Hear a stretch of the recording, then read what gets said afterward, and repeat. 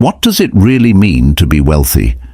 Is it the amount of money you have, the nice things you own, or the pride in your social status? These are some of the questions that have stumped people for thousands of years, but maybe no philosophical Stoicism hasn't given us more deep and useful ideas than tradition has. Stoicism gives people in Athens around 300 BCE a very different way to think about wealth. That strikes a deep chord in our modern shopping and social comparison mistake. The Stoics didn't think of wealth in terms of having a lot of things or displaying success in the outside world. Instead, they saw true wealth as having a state of self-sufficiency on the inside, limited wants, and inner freedom.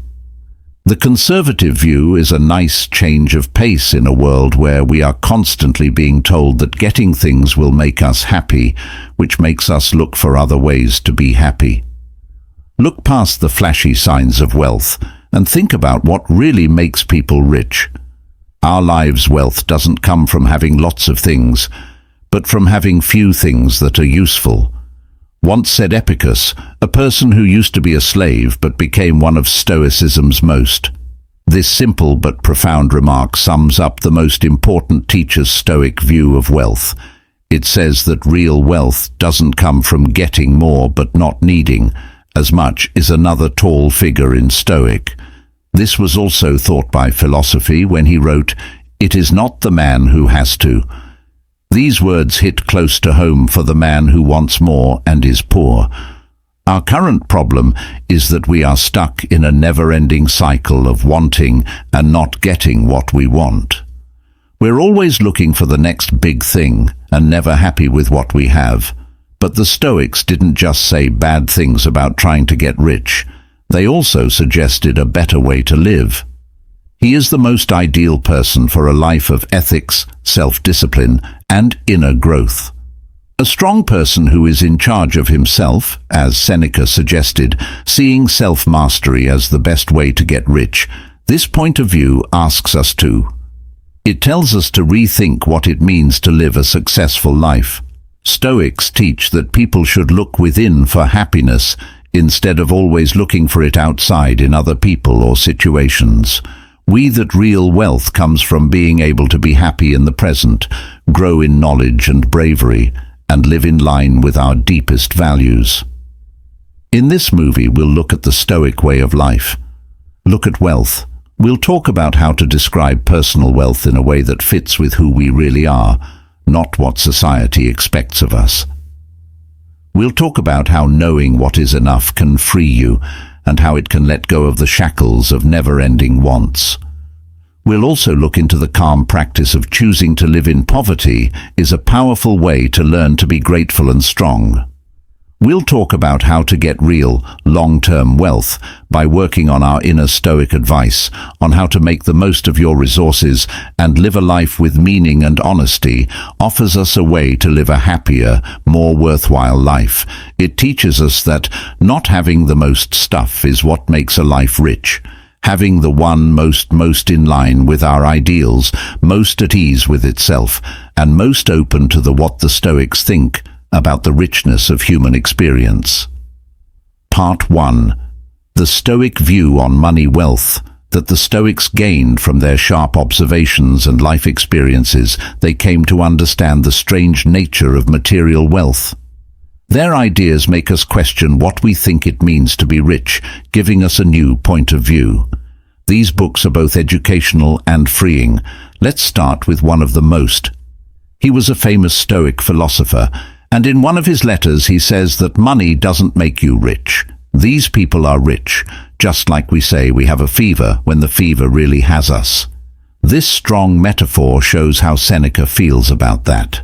Seneca noticed that wealth often owns people instead of the other way around. In Rome, many wealthy people were strangely among the poorest in spirit.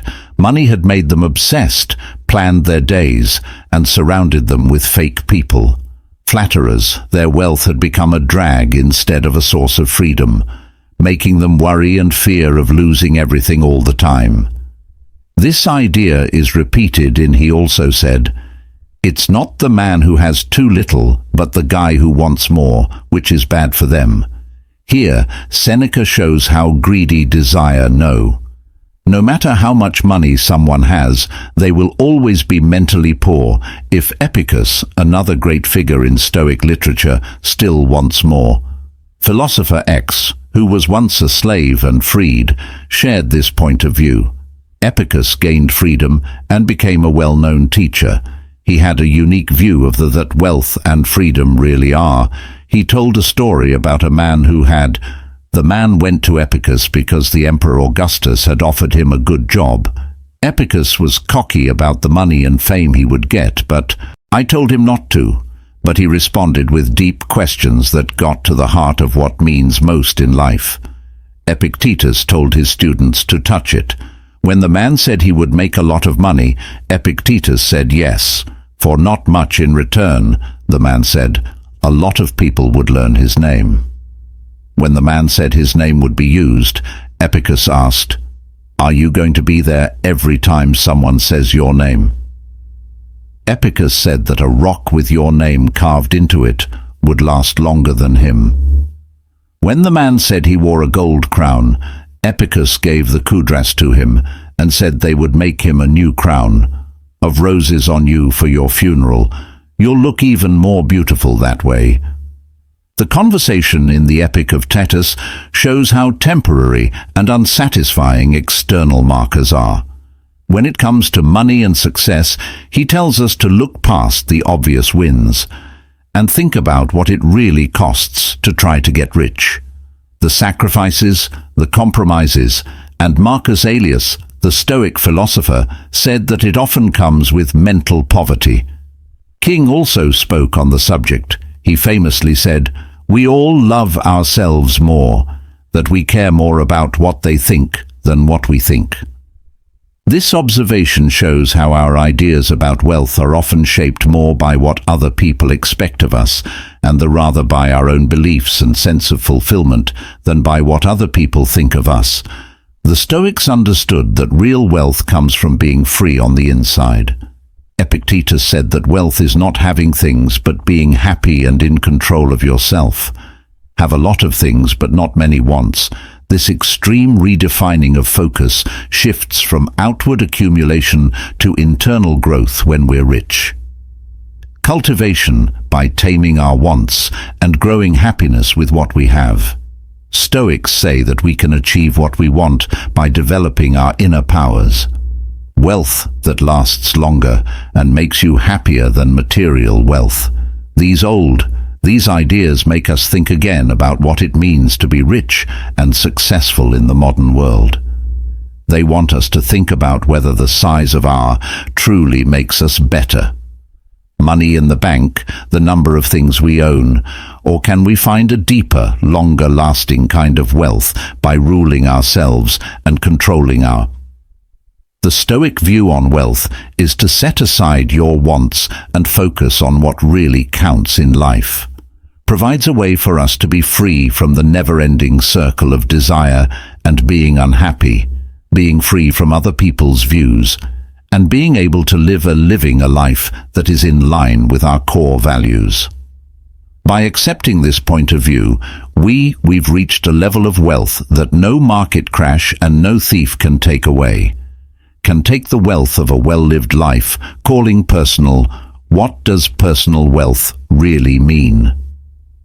As we continue to look at the Stoic view of wealth, we now move on to a Stoics understood that real wealth was based on a key idea that defines personal wealth. Subjective and goes beyond just having a lot of money. Let's start with a strong quote from Epictetus. Wealth does not come from having lots of things, but having few wants. This sentence sums up the Stoic way of life. Human wealth, it means that how rich we are is not based on what we own, but on how we relate to our wants. Take a moment to think about what a rich life means to you. Is it freedom? The chance to see the world and spend time with family and friends, whether it's the chance to do work that matters, or just the pleasure of a quiet life, free from stress about money. The answers to these questions will be different. An important difference between people is that some may find wealth in an exciting life and new things to do, while others may see it in how close their relationships are, or the results of their work, while others say that wealth is the freedom to live. Stoic says the richest people are those who are not burdened by too many things or responsibilities.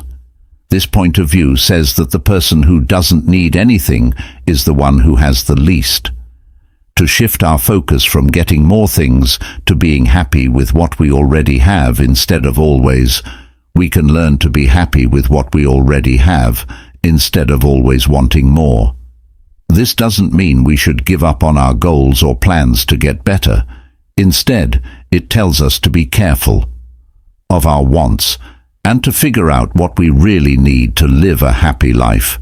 What society tells us we should want, and what the Stoics stressed, how important self-sufficiency is in describing personal wealth, is something else. A well-known Stoic philosopher said, "Get rich not by helping others." Every whim, but taking them away, shows that real wealth comes from our being able to meet our own wants and be happy with ourselves, instead of depending on outside sources for happiness.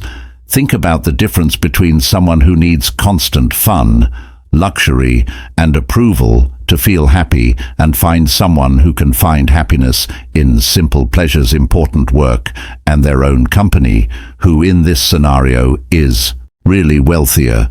And the Stoic view of personal income also stresses how important it is to intangible wealth. Virtue, meaningful connections, and peace of mind and body are types of wealth that can't be bought or sold. As Epicurus tells us, they are very important to living a good life. A man who doesn't lament the things he doesn't have, but is happy about the things he does have, which he has this thankful attitude, is a form of wealth that lets us. Stoic thought that personal wealth meant being able to fully enjoy and respect the richness of our lives in the present moment. Terms also means making sure that our ideas of success are in line with our deepest. It's about making a life full of meaning, purpose, and personal growth. Instead of settling for a level of satisfaction that only looks good on the outside, let's take a moment to think about this. What are the things that make your life better?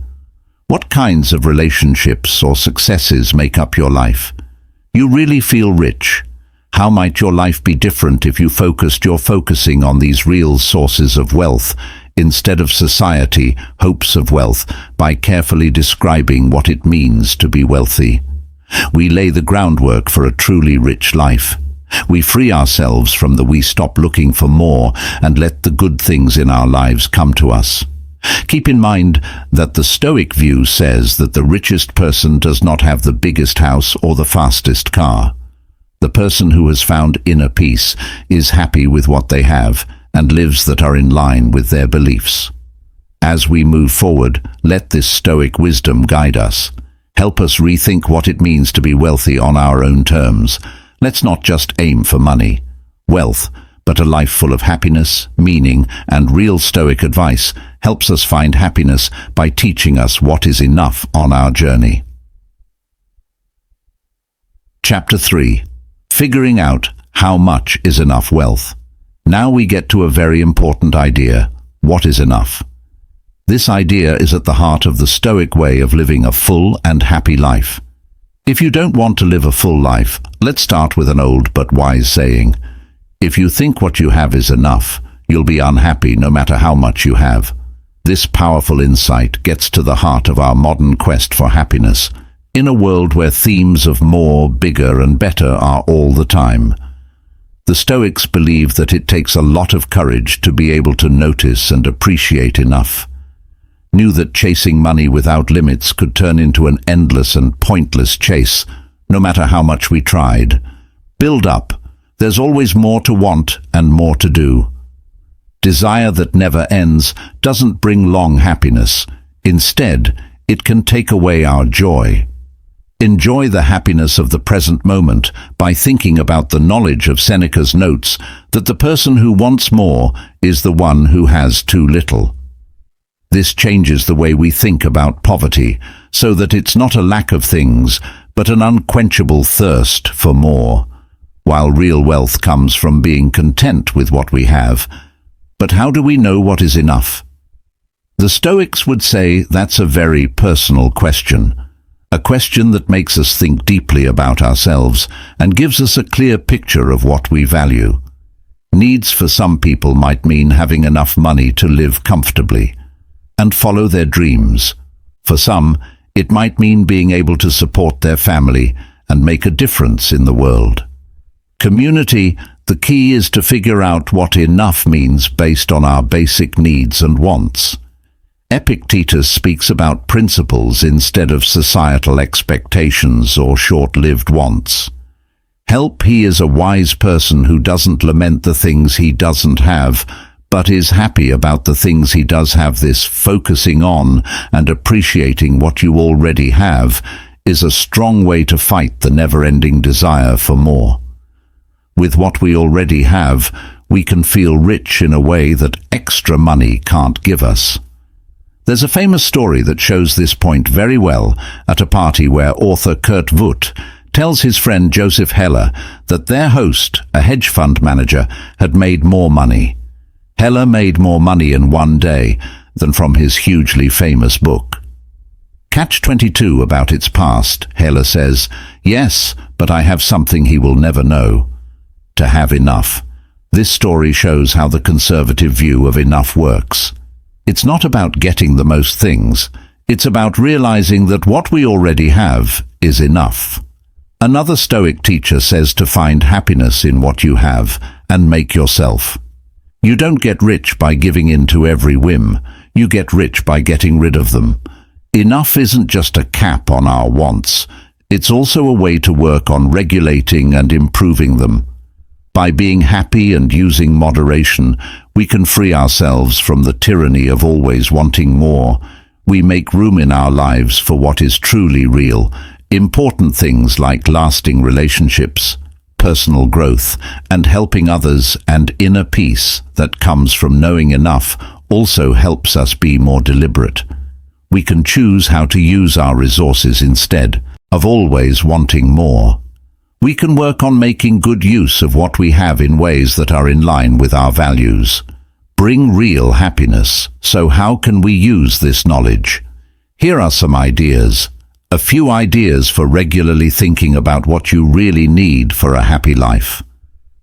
Tell the difference between real needs and short-term wants. 2. Practice. Thank you every day and take the time to enjoy what you already have. 3. Before you buy something or set a new goal, ask yourself, will this make my life better, or am I just looking for 4 more things to try? Simplicity, living with less, and pay attention to how it changes your happiness. 5. Measure success on your own terms, based on your goals, not what other people expect of you. Remember that the Stoics believed that true wealth, it's not about having the most, but about needing the least. When we accept what is enough, we let a wealth that goes far into our lives. Beyond worldly things, the wealth of being happy and having a purpose in life. Life as we. If we understand this principle, we may already have more than enough. In that understanding lies a type of wealth that, one of the strangest ideas we've heard, is that you can't buy poverty. Chapter 4. Living in poverty. One of the most powerful Stoic techniques for building real wealth is practicing poverty. Today, when we often think of wealth as meaning comfort and plenty, this may sound strange, but the Stoics knew that choosing to be uncomfortable and lacking things could even, putting things off for a while, can lead to deep thoughts and personal growth. Let's start with Seneca's advice. Set aside a certain number of days to do this, during which you will be happy with the sexiest and cheapest fair clothes that are rough and clingy, telling you the whole time, is this the condition I was afraid of? This exercise isn't about that. Instead of praising poverty or denying ourselves the things we need to live, it's a way to become more resilient, Learn to be grateful and get rid of the fear of loss that often comes with material things.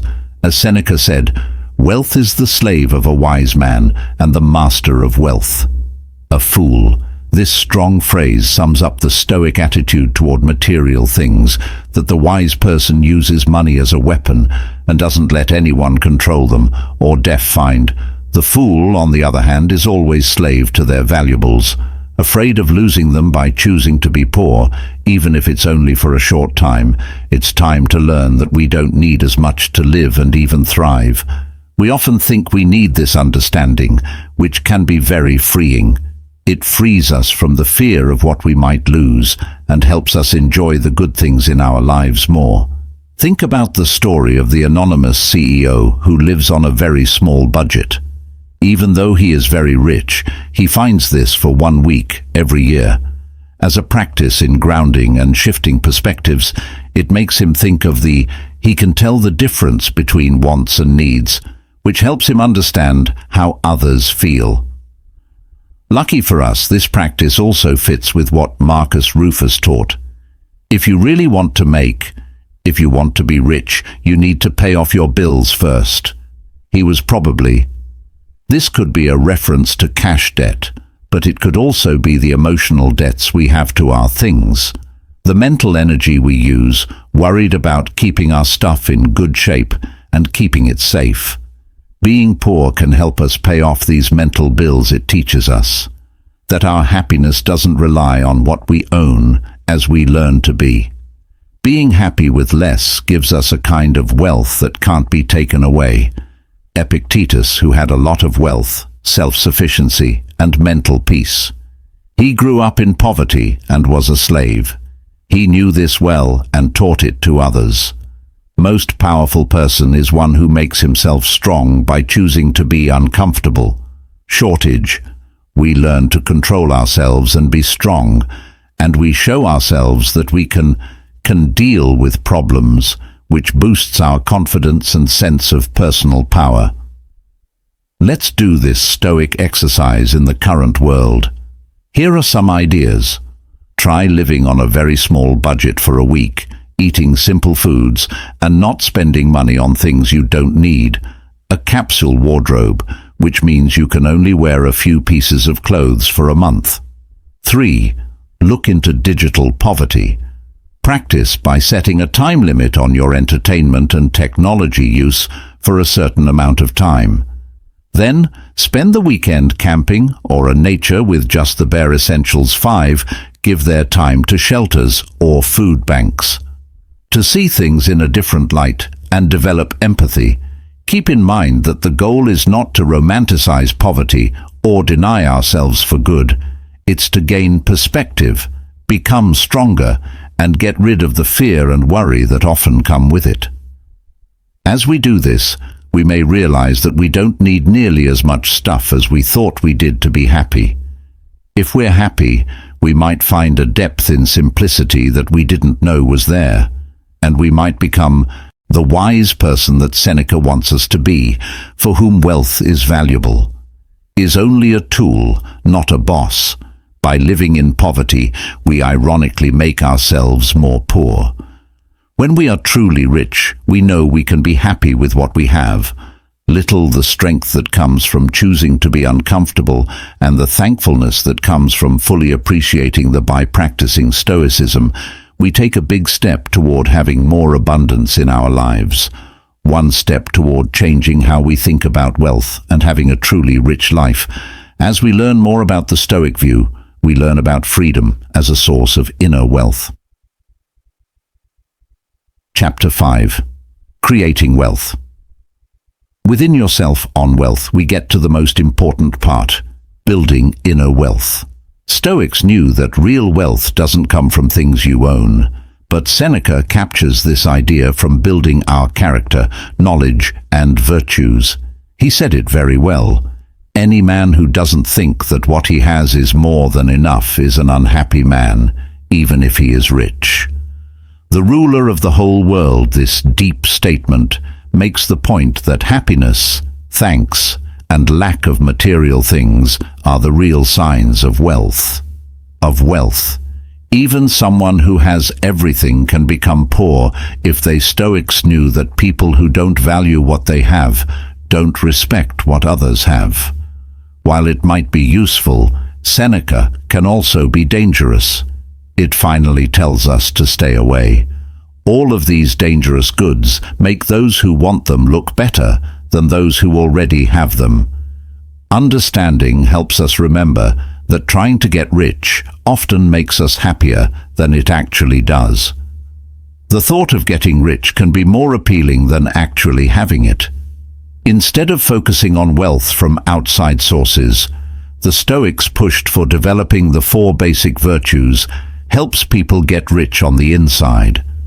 The qualities of Stoicism, wisdom, justice, courage, and temperance are what make. To be wise like a Stoic, this inner wealth means knowing what is. It's the ability to tell the difference between what we can control and what we can't. What we can't do and what we should do. To focus on the former, justice is about it's living in peace with others and doing what's best for everyone. Realizing how we are all linked and being fair-minded. Being brave doesn't just mean facing physical risks. It also means having the strength to live by our values, even when it's hard to do so. Temperance is a strength that means putting what's right ahead of what's easy or popular. Moderation and self-control mean being able to control our wants and needs.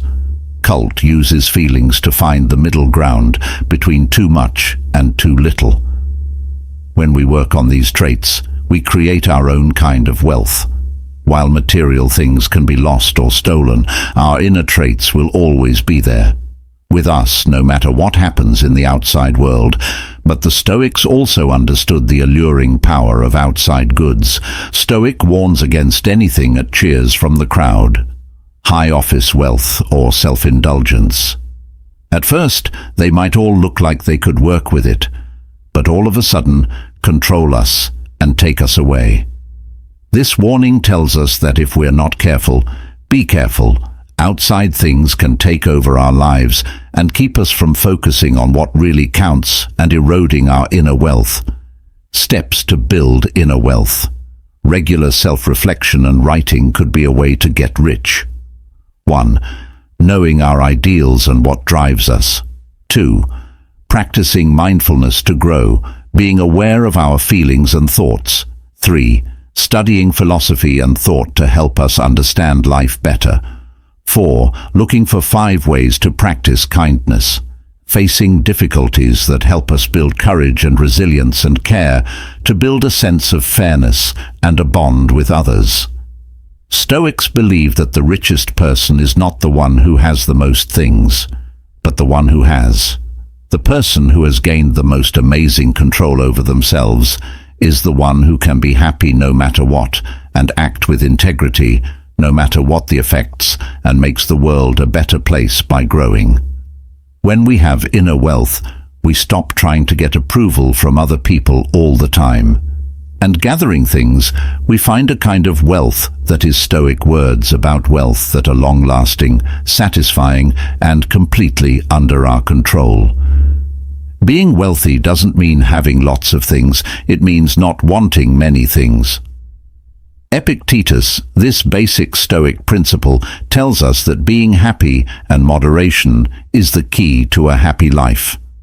The best person is not the one who Senna asks us to find the person who needs the least, but has the most.